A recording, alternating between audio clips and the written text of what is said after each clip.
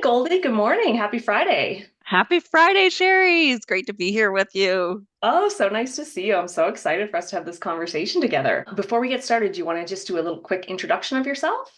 Yeah, for sure. So, my name is Goldie Hartford. I'm the founder of Have Solutions Coaching and Consulting. I work with leaders of all levels to build a sustainable leadership style that enables growth individually and as an organization. Awesome. Wonderful. And just a little bit about me, if people don't know me, I'm Sherry McCachran. I'm the owner of Joyful Roots Coaching, and I work with people in all areas of life, business, leadership, health, uh, retirement, all sorts of things, whatever can help people to really design, create, and implement the most successful life possible. Goldie, you and I have worked together on some great projects with the SCCi team, We and that's have, that's how we have come to know each other. Yeah, we had some great experiences on some of those projects in the leadership coaching training space. yeah, we've had a lot of fun together. Well, we sure have, and much more to come. Oh, yeah. So today, this we decided to have a conversation around what coaching is and what it isn't. Once I became a coach and started talking to people about coaching, what I noticed is a lot of times people would share their what they considered coaching experience with me. But when they described the experience, I actually thought they were talking about some other type of professional service that was probably very valuable, but wasn't necessarily what we would describe coaching as. The word coach itself is actually quite an unregulated term. So, Goldie, you and I could not call ourselves a doctor or a therapist or lawyer, probably without somebody coming back and saying, I'd like to see your credentials for that. Mhm. But the word coach actually is quite unregulated. So people can use it, they can kind of throw it around, put it in their description of themselves. And I think that sometimes can cause a bit of confusion in the profession. And so that's why we thought we'd have this conversation today to clarify, what exactly coaching is and what it isn't. I agree, Sherry. Like you, I hear the term used interchangeably, and often I'm thinking, I'm not sure that's coaching. That sounds a little bit more like mentorship or advising or even training. And I think it's critical that people understand the difference so that they recognize what sort of support systems they need and that they get the right support.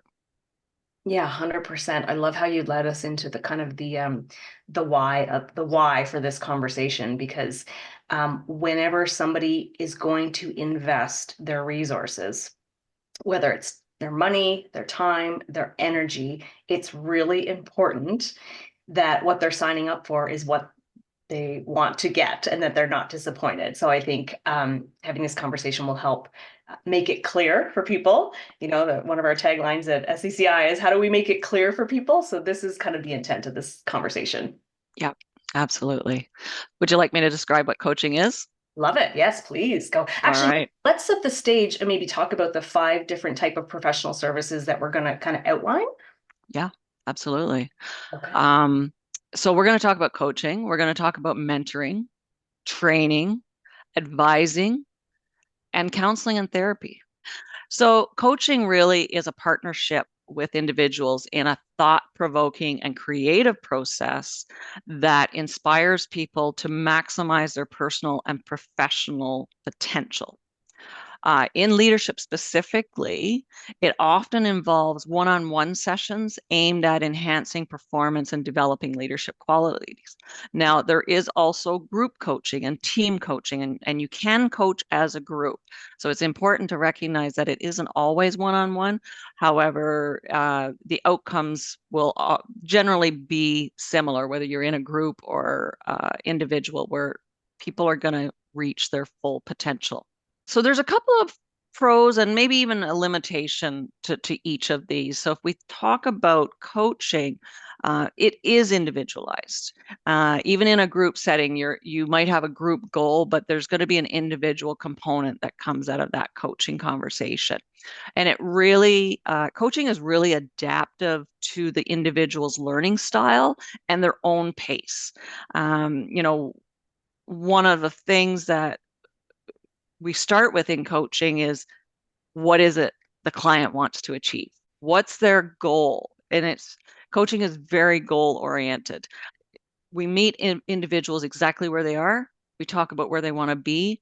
And then we start talking about, what are the roadblocks, or what's preventing you from getting there? What do you need to get there? And it's really driven by the coachee.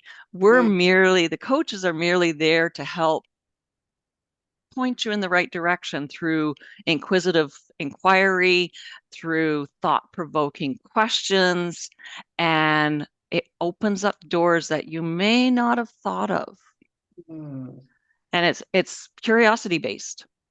When I think about coaching, I always think about empowerment. How do we as coaches show up for a client knowing that that client has all the capacity and capability to figure out these things on their own? They might not have all of the information or the skills or whatever it is yet, but they have the ability to go out and get it.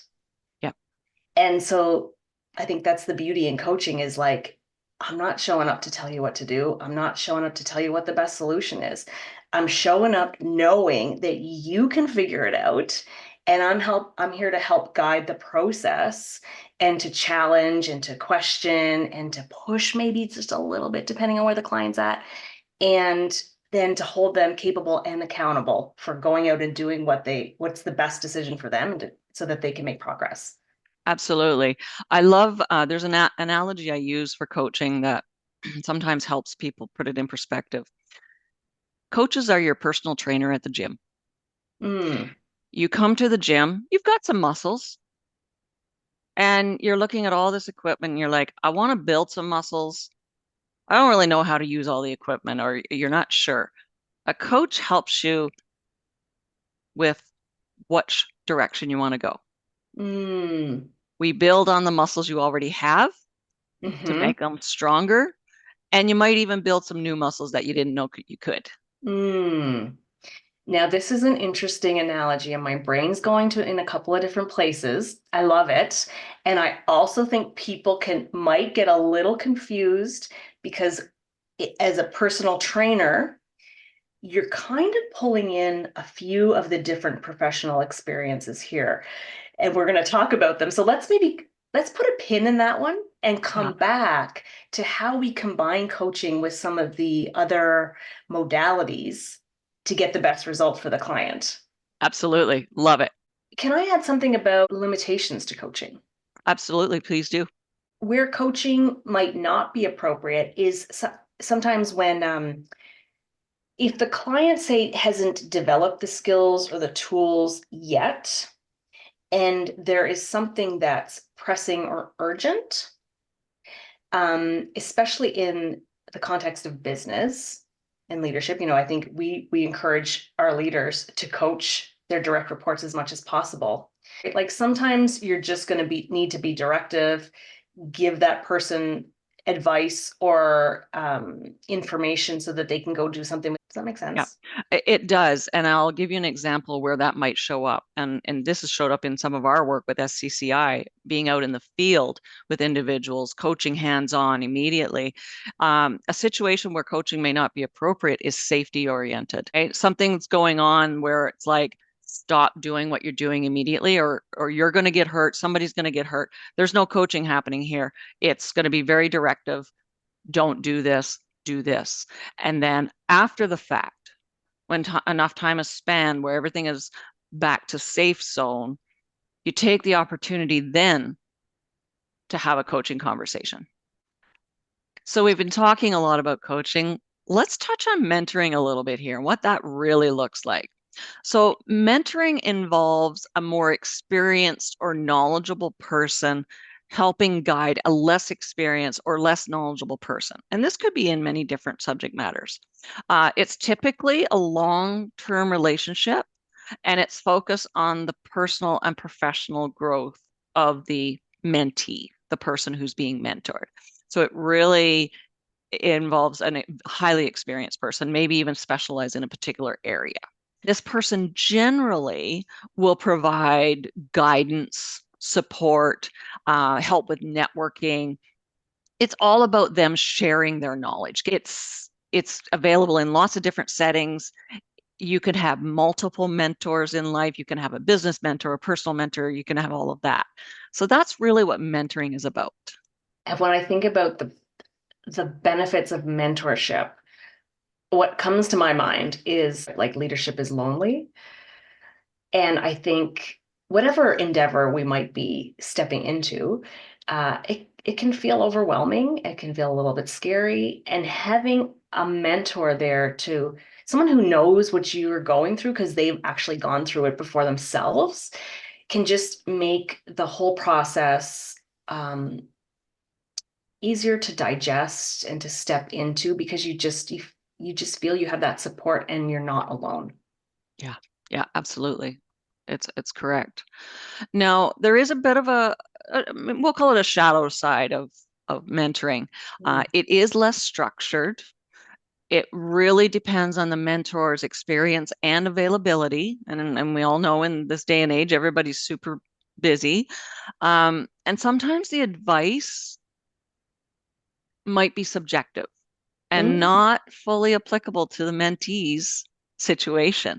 So you Mm. really have to, look at the whole context and what the information is about, where it's coming from, what was the story behind that.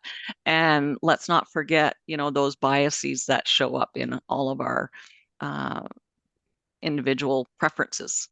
There's such a fine line in mentorship because, every mentor is different. And I think one of the limitations, potential limitations to mentorship is if a mentor shows up um, almost like with a savior complex, so with the best intention to be like, hey, this is what I've done. Let me teach you, let me show you. And then if they don't have that perspective of empowerment, how we talked about with coaching, there's just a missed opportunity to really show up for that mentee and with that belief that that person can actually figure it out on their own, and the mentee is then going to be there to kind of guide and give some guidance and advice. So again, it really depends on the skills that the mentor has coming into that relationship. Yeah, 100%. And it can complement coaching. Oh yeah. Um, Mentoring can provide context and frame of reference for goals that are set within the coaching conversation. And a mentor might help understand the broader career development, while a coach might focus on developing the specific competencies or behaviors. When the last project, SCCi project we were working on was in an industrial environment, right? Mhm. I was working primarily with people in mechanical backgrounds or leading people who are mechanics doing maintenance. Um, I mean, I have zero background in any of that, right? Um, Shovels and giant trucks and all of the things. And so I think what's really important for people to know is that a coach doesn't need to be a mentor. You can show up and be an excellent, exceptional coach without ever having done the thing that the client is working on, right? Because we're not talking about the actual to-do list or the technical piece. We're talking about that leader's approach. And I know in the beginning, some of my clients had some resistance to be like, why are you going to be like, what in the world could you possibly help me with? Because you don't know the industry, you don't know the work, you don't. And so I think that's a critical piece to understand is that the coach is not coming in to be like, let me tell you how I did this job. Now, if they have had that experience, it might be a nice compliment, but it's not necessary. Yeah, you make a perfect point there, Sherry, and I think this is really important for people to understand. Coaches don't need to know how you do something in your day-to-day life. When we talk about coaching, it's taking the curiosity piece and getting people to think about what they're doing based on what their actual industry is. Coaches don't need that background. They just need to know how to help unravel the potential within you and get you thinking about how you're going to do the problem or resolve the problem or meet your goals that you've set. Absolutely. Coming back to the whole, the empowerment piece, the client is the expert in their life. I am not more expert at what they're doing in their life. They are the expert. My job is separate as the coach to help them exactly what you say, identify their goals, realize limiting beliefs or obstacles that are getting in their way, and help them take action so that they can move in the direction that they want to go. Yeah. Yeah.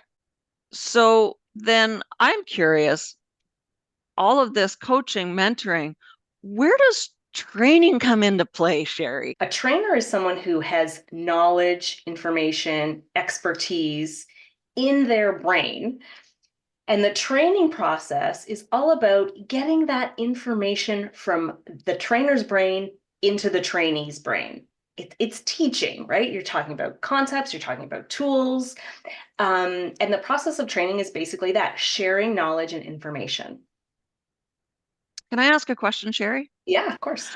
Just based on our conversation around mentoring, so is this where we talk about you need the background to be able to train somebody? You need to know how to operate a piece of equipment, or you need to know how to work with the application that you're training on. Is that where training comes in?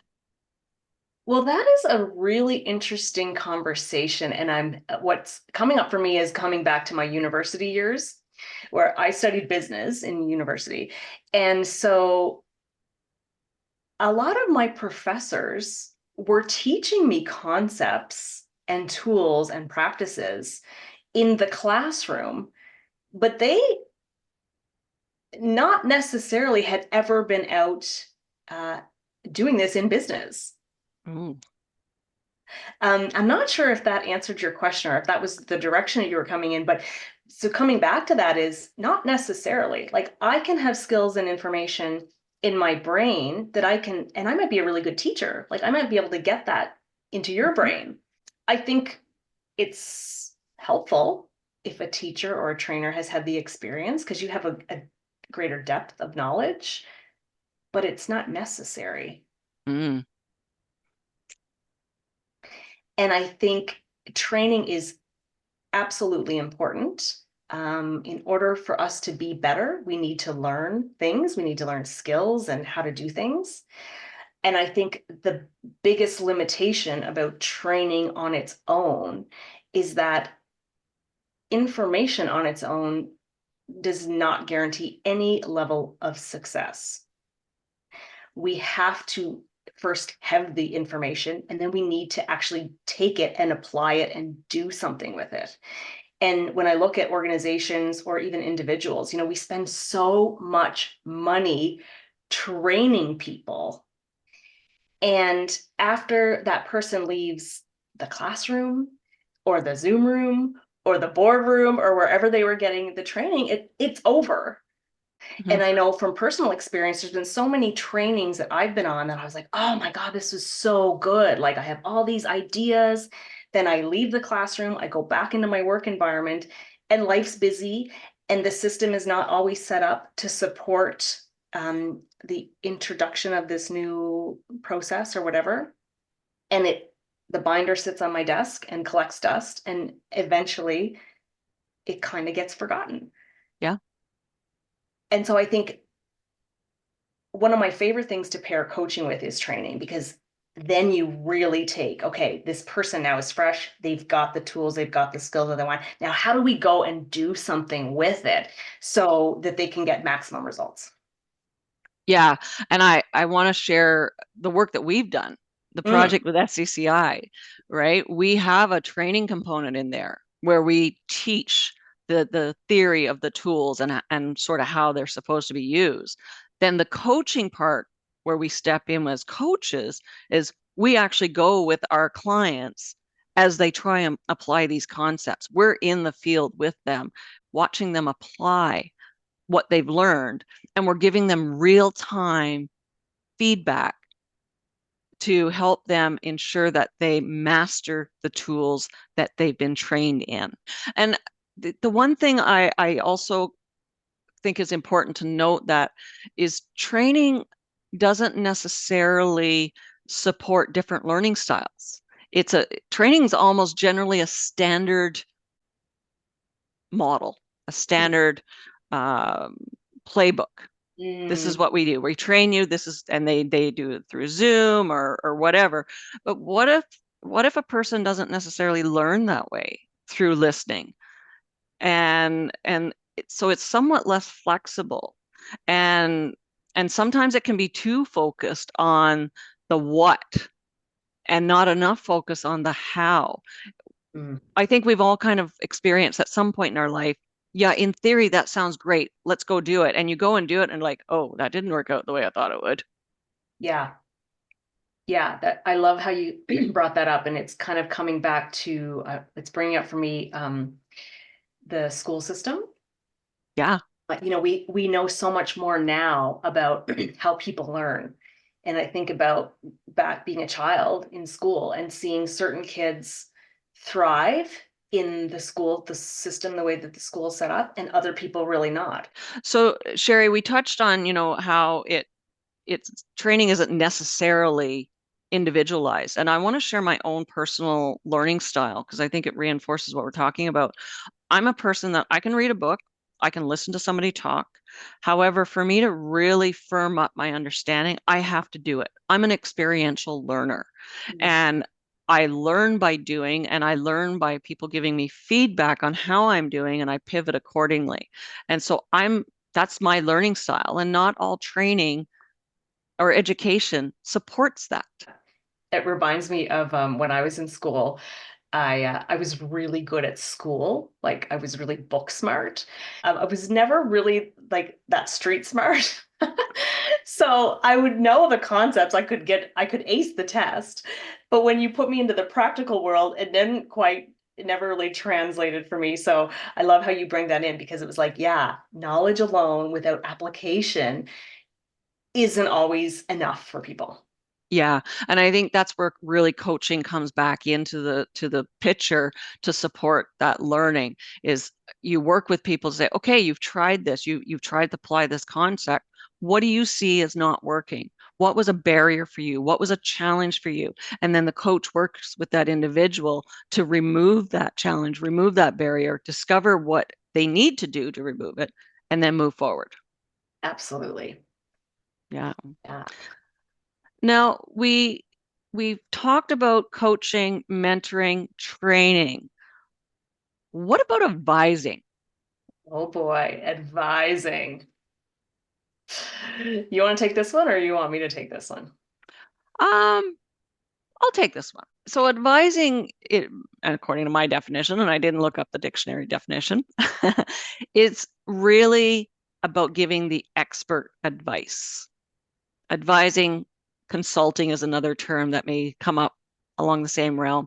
In a professional setting, it usually involves, again, that more knowledgeable individual guiding decision-making processes or providing that expert knowledge in a specific field. They're there to practice and implement what they know best.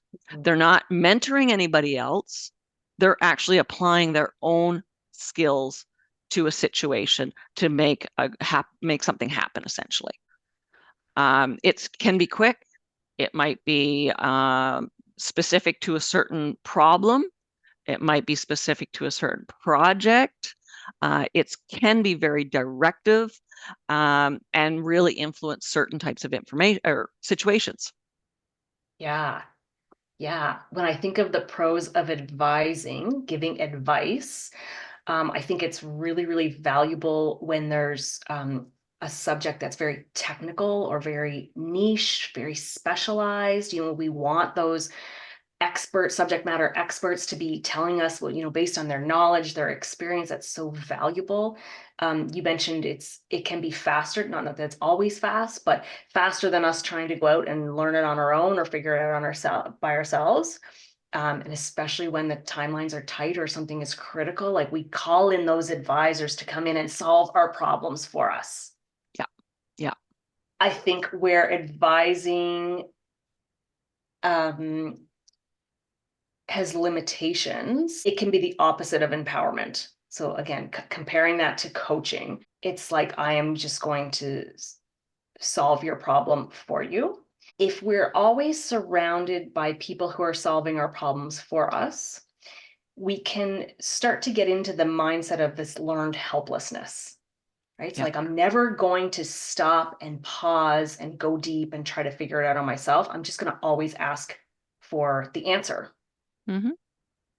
And curious, I'd love to talk to you about this. Is fascinating for me, the neuroscience behind solving a problem for somebody is that our brains love to solve problems. So when I'm solving problems for somebody else, I'm getting dopamine hits over and over again. It's serving me really, it's working for me really well, feels really good. Yeah. But if I'm in a situation where somebody else could actually solve the problem, number one, I'm robbing that person of the dopamine hit from themselves. Like I just need more of it. I can't help myself. And also, it comes back to the concept of like, if you give a man a fish, he will eat for a day. If you teach a man to fish, he will eat for a lifetime, he or she. And so I think we want to be mindful of giving advice for those two reasons. Number one, we want to be generous with the dopamine. We want to share it a little bit. Mm-hmm. And number two, when we can empower people to make decisions on their own, if we're a leader or whoever we are, it makes our world, our life a lot easier. Absolutely. And there's one other thing that it's important to really highlight here, sustainability. When you teach somebody and support them in their growth to do what they need to do rather than tell them, you are building a sustainable culture, a sustainable leadership, and you are now supporting individuals to pass that information along. So sustainability is key to remember when there's a time and a place for advisors. However, keep in mind that advising does not necessarily support sustainability. What came up for me when you were saying that, Goldie, was kind of like the culture. Yeah. Are we in a culture where we are empowering people to go out and find solutions on their own if it's feasible, or are we in a culture of kind of more micromanagement where it's like I don't want you to do anything unless you come and check with me first as a leader, Mm-hmm. and the limitations of that, of course. So advising, how does it complement coaching? How do those two kind of marry up sometimes? I think when the coachee, the person being coached, actually doesn't have the skills or the technical expertise, and it if you pair that with here's the knowledge and information, but also what are you going to do with it? Like what is within your circle of control to do something with it? Mm-hmm. I think that's really powerful because it's quicker. You're giving them what they need, but you're also creating some space in there, some flexibility for them to take it if it makes sense and do with it what makes the most sense for them. The how. Yeah. Yeah, absolutely. The coach is there to say, okay, you've got some new information that you didn't have. What do you want to do with that? How Mm, can you use that to grow yeah. and strengthen your own abilities as a coachee? Yes. And I think in that space, what we as coaches need to be mindful of is letting the client know I'm actually wearing an advising hat right now. I'm Mm, stepping out of coaching right now. So again, not to muddy the waters for people who are trying to get a good feel for like where coaching has strengths and where other services have strengths as well. So sometimes when I'm doing that, if there's something that's really obvious to me that I know could help my client, I don't want to hold it in. But I would just let them know, like, hey, like this is me taking my coaching hat off and putting my advising or my training hat on, and then we go back to the coaching hat when it's appropriate. I want to add something, Sherry, and I feel like I miss saying this when we were talking about coaching, but it's very important for our audience to know. When you're in a coaching relationship, confidentiality is absolute paramount. Mm. When you partner with a coach, your coach holds that space of confidentiality like an iron vault. There is complete autonomy. There's a safe space. You can speak to however, whatever you want to speak to. Not saying that some of these other modalities isn't confidential, but I think it's really important to highlight that there is an ethics piece to coaching that we are held to, Mm. especially being if you're an ICF certified coach, there's a whole ethics commitment there. So I just wanted to put that out there because we didn't touch on that, but I think it's really important. Yes, love that you brought that up because trust and safety is so important in the coaching relationship. And I would say if anyone listening is going to engage in a coaching relationship, don't take our word for it. Check in with your coach. If they have not made that statement, ask them about it, because the ethical piece in ICF, has high rigorous standards around this. But again, somebody who may not be an ICF coach and might be a great coach or something else, just check in, ask them about confidentiality because you never want, if you go in feeling safe, you never want that to be breached. That's a Yeah, big no-no. absolutely. Yeah. So we haven't talked about counseling slash therapy. Oh my gosh. And, since we were talking about confidentiality, I think is a great segue to go into that conversation. So where does where does counseling and therapy show up in one's life? So I am such a enormous proponent and advocate of counseling and therapy. I think I think there's a lot of great work being done to break down stigma around counseling and therapy. It is very hard to get through this human life experience without encountering some level of trauma. That can be, we say, big T trauma, little T trauma. So I think I have a therapist, love her to pieces. She's been amazing. When I think about counseling therapy, I think about more so dealing with emotional or mental challenges from one's past, Mm. kind of working through those with a professional to help kind of move forward, release, process, move forward so that those things are not holding us back in life. So that makes good sense. And if I were to summarize it in a short sentence, therapy deals with your past, coaching is kind of helping you move forward. Um, I also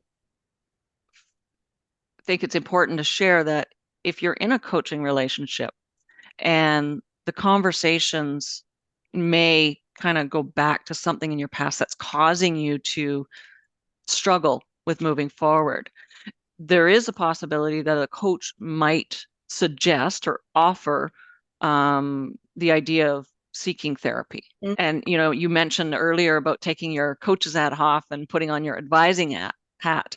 And this is another situation where a coach, a certified coach, I should say, perhaps, would say, you know what, this maybe isn't within my level of experience and appropriateness for a coaching relationship. What do you think about going to therapy to address that past trauma or past incident that's not allowing you to move forward? And therein lies the complement of coaching and therapy. The Mm. therapist can help deal with that past, where the coach can support you as you deal with the past to start moving forward in a safe, supportive way. Yeah, yeah, very well said. I think counselors and therapists can work on goals. Like a lot of times, counselors and therapists will act as a coach as well. So they're dealing with the past, but also helping the client move towards goals for the future. Whereas a coach is very much goal focused on the future.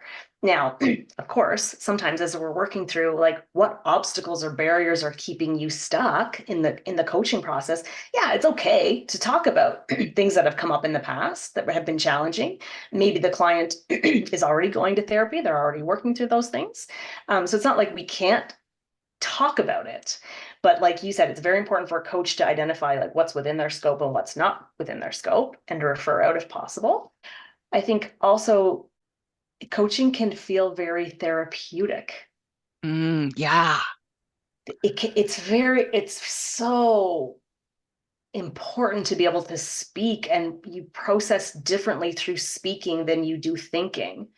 And so, oh, sometimes it's like, I have clients say all the time, oh, this feels like therapy. That's great. I'm like, well, it's not therapy. Let's just be clear. It's not. I am not a therapist, but great that it felt therapeutic, right? And that's one of the powerful things about coaching. Absolutely. And I think the other piece when we talk about that release that you can sometimes get in coaching, when you get that release, that feeling of the weight, the bricks are off your shoulders, that opens up new possibilities, new clarity for you to see a way forward, an opportunity forward. And that's the beauty of coaching. The quote that's coming to mind is the greatest gift you can ever give someone is your undivided attention. So many people in this day and age, they just don't have anyone in their life that's actually available to listen. Yeah. You we live in a what I call supersonic society now.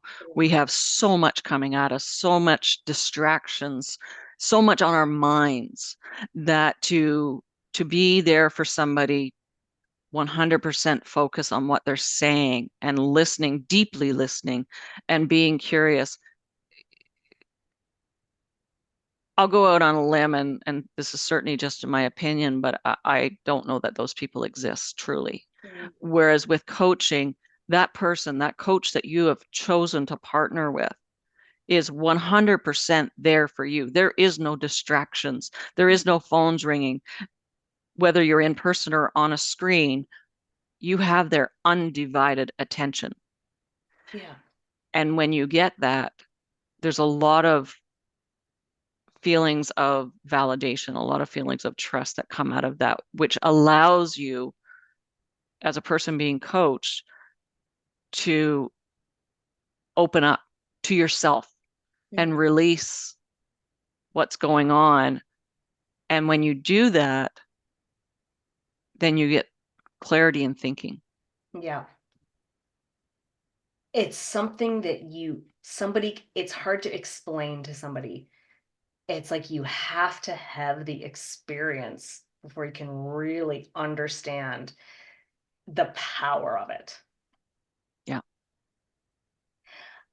One more thing I would like to say the confusion between coaching and counseling and therapy is, I think a lot of times I'll talk to people. This is what I find really interesting. I'll say, oh, I'm a coach, and have a little conversation with somebody like sitting on the airplane or whatever. And comments I get a lot are like, oh, I know someone who could use some coaching. And I'm thinking, okay, that's interesting. And I think there's a misconception that people who need coaching are like there's something wrong with them or there's something broken about them. Mm-hmm. And this is probably the thing that is like, in my experience, the most misunderstood. And I would love your thoughts on this, because the people that I have worked with that are fully engaged in coaching, we work with some people who didn't want it, like in Oh, organizations, sometimes that happens, but I'm talking about the people who either pay for it themselves, spend their time, and even if their organization has paid for it for them, that they actually just show up fully engaged in the process. These are the most driven, ambitious, high rising people in our society, is my belief. It's like the people who come to coaching, they're going places, and yeah, they could do it on their own, but they know that if they partner with a professional, they're going to go further and they're going to go faster. absolutely. And I want to add to that because this is a conception or misconception that I've experienced where people say, well, I'm just a junior frontline leader. I don't get a coach. That's for the CEO. That's for the director. And I always say, no, coaching is for everybody. Yeah. And if you want to go further, small steps, big steps, a coach will get you there. Yeah. Pardon me. Let me retract that. A coach will help you get there. Yeah. And I hear a lot, oh, you're a coach, you're a life coach. And not always with a good connotation attached to it. And I always say to people, a coach helps in all aspects of life. Some coaches label themselves as a life coach, and that's fine. Some will say, I work with leaders, I'm a leadership coach. At the end of the day, coaching applies to everything in your life. We might be talking about something in your professional life. However, it may show up in your personal life.